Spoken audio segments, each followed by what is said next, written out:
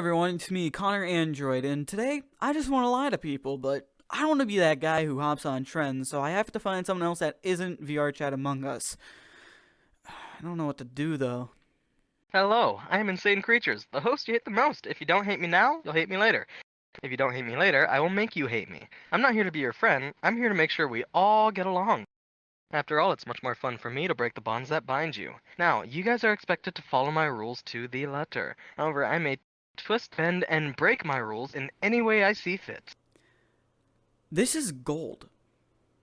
If you found this video, you probably have a friend who plays VR Chat Murder Mystery, or you yourself want to play VR Chat Murder Mystery. Well, look no further, because I'm going to be going over the rules and roles and every other thing for Insane Creatures Murder Mystery. I'm choosing Insane Creatures Murder Mystery, 1, because it's the only games I play in, 2, because he seems to be the only person who still hosts these things, and 3, because I can. Get off my back. Now, I've been playing Murder Mystery for that long. So, of course, you could say I'm kind of an expert at this game, but that doesn't mean I know what mode's gonna be up, because it's a new mode every week. Modes are something that Insane adds in to add a little more spice to the game. Here's a couple modes, just to name a few. You've got Standard Mode, SCP Mode, Pain Mode, Survival Mode, Halloween Mode, Christmas Mode, Valentine's Mode, Party Mode, and Knuckles.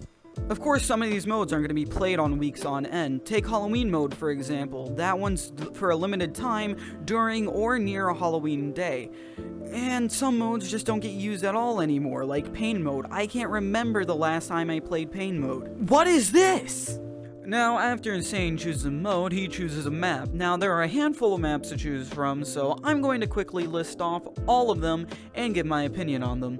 Murder Mystery Precinct, probably the best map out there. It's pretty big, but not too spacious, 9 out of 10. Murder Mystery Carnival Rebirth. Now, this map is a little big, so if you have more players, this is the ideal map, 8 out of 10. Murder Mystery Laboratory. This one's small, even with a small amount of players, so people end up grouping together, 6 out of 10. Trouble in Paradise, another huge map. The layout is a little confusing, but other than that, it's pretty good, 7 out of 10. Hotel Bloodbath. This one's alright, but that's all I can really say about it, 7 out of 10. USS Stenson, this is a pretty big and open map, not really great for murdering though, 6 out of 10. Murder Mystery Mansion, I haven't played this one before.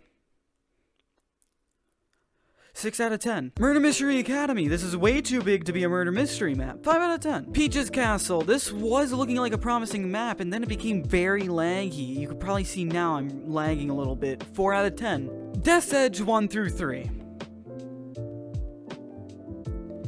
No. Insane only really chooses out of 3 maps. He chooses out of Precinct, Carnival, or Laboratory. These maps can vary, but all need some things to keep them afloat. You got the mod room, the quiet room, you also got the trial room, the morning announcements room, the girls' dorm, and the boys' dorm. The quiet room is where you ask Insane personal things about the game, like about your role, or someone else's role, or generally who or what killed you. The mod room, where you can control certain things about the map, like day or night, or the music, which I cannot show because I might get sent to prison. The music industry is scary. The trial room is where trials happen. I'll talk more about that later. The morning announcements room. This is the room you go to every morning where Insane will give out little pieces of information to you. And the dorm rooms. Depending on your avatar's gender, this is where you will be spending the night. If you don't know your avatar's gender, into the girls' dorm with you. Enjoy your mirror, heathen. Finally, once he's done with all that, you can join in on the murder mystery world. However, there are a couple of rules you need to follow. Of course, there are the basic rules. If you are out at night, we can punish you as we see fit. Same if we see you in a vent. If we see you in the opposite gender's dorm room during the night, prepare for unforeseen consequences. Anything you can grab in the map is a weapon. To kill someone, you take a weapon, drop it at their feet, and say you are dead. If you are a recipient of one of these weapons, you drop as low as you can go, like in Limbo. Except, it's not Limbo, and you're dead. All you can say is you are dead. If you cheat by walking away from the murder weapon, we will know and it could result you in getting banished from reality. So please wait for a co-host or the host to pick up the weapon and bring you to the quiet room. As a player in the quiet room, you are asked who, what, and where you died. After you're done getting questioned, you are put up on a table for everyone to see. If we catch you messing around in the mod room, we will put a fidget toy in front of you and kick you out. However, if we see you doing this again, we will boot you from the known universe. And that's pretty much all the rules for Murder Mystery. Of course, different modes might have different rules and all that, but those are just the vanilla rules. It's a little hard to see if everyone is following the rules, so the host you hate the most usually likes to pick out co-host, or as they're usually referred to, Monokumas, to help them out here. Monokumas, or co-hosts, are usually just mini-hosts. They don't really do as much as the host, but they can still help you where it needs to be. They just usually go around seeing if people are following the rules or not. With the rules out of the way, I think we can start describing the main game now. Murder Mystery starts with everyone lining up to get a roll. No, not a bread roll, idiot, player rolls. Your place in line is decided from your role in Insane's Murder Mystery Discord. The more you play, the higher your place in line is, so you bet I'm up front. Rolls tell you what special thing you can do. They can be used during the daytime, nighttime, trials, or even after death depending on the role, and mixed in with all these rolls is the Mastermind roll, the one role you have to find. However, not all modes have roles. After you're given your role, you are let out into Grace Period, a point in time which no one can kill each other, more of a time to just talk around to people and come up with game plans. However, people just mostly do the former.